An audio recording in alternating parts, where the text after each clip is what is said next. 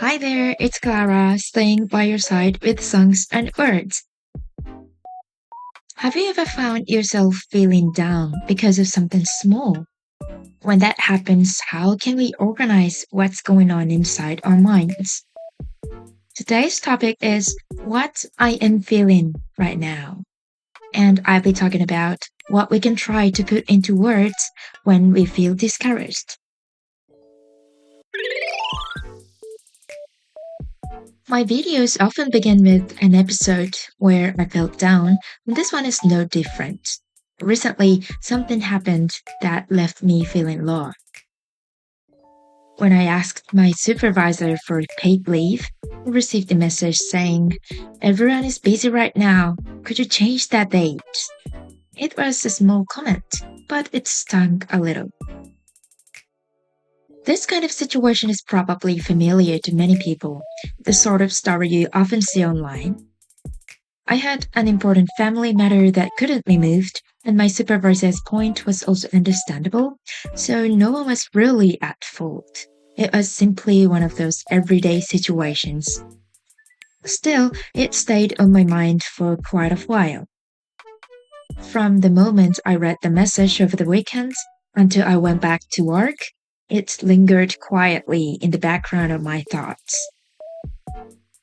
Even though I knew I couldn't change the past, I kept thinking about the same thing again and again.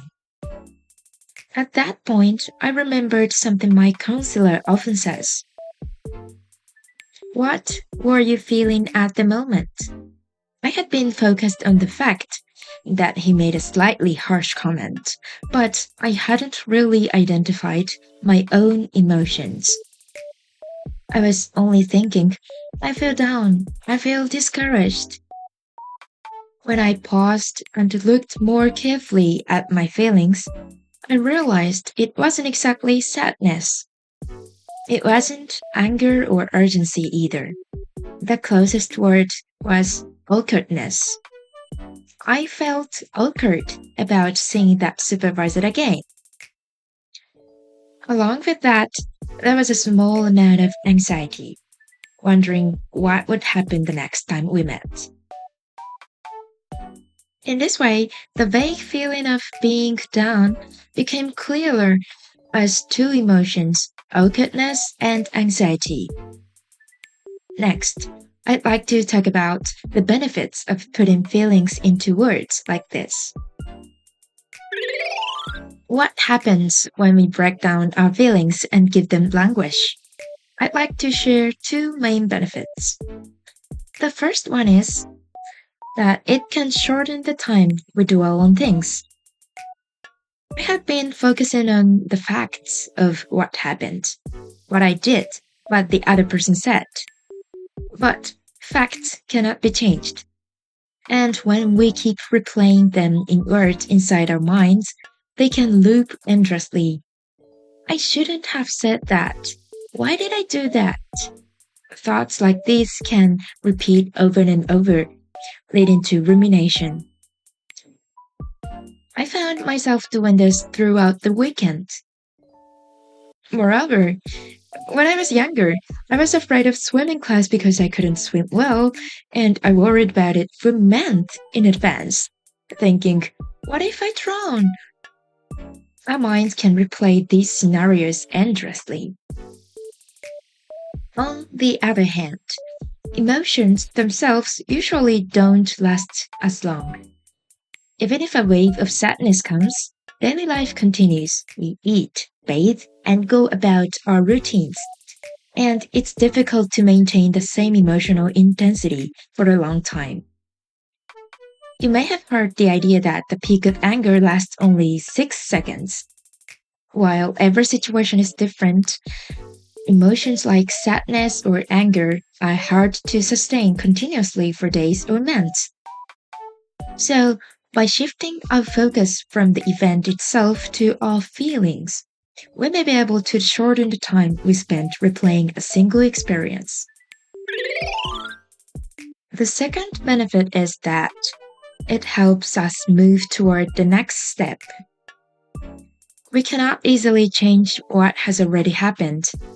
when we only describe the event, we may end up blaming ourselves. But we can respond kindly to our emotions. Simply recognizing I'm feeling anxious right now or I'm experiencing sadness can be the first step toward self compassion. Also, when we say I feel down or I can't let it go, there are often many different emotions hidden underneath. In my case, I thought I was overwhelmed with sadness, but when I looked more closely, it was actually a feeling of awkwardness, a sign that I care about my relationships and the people around me. Realizing this helped me think maybe I can shift my mindset until the next time I see them. Sometimes identifying emotions can even point towards practical ways to cope. Enjoying something comforting when you feel upset, talking to someone when you feel anxious, or taking a break when you feel deeply sad. Putting feelings into words may open the door to the next step forward.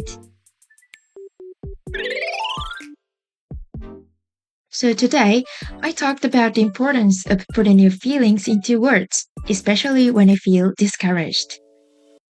Facing your emotions and expressing them can be difficult, but it might help you recover more quickly and make it easier to take the next step.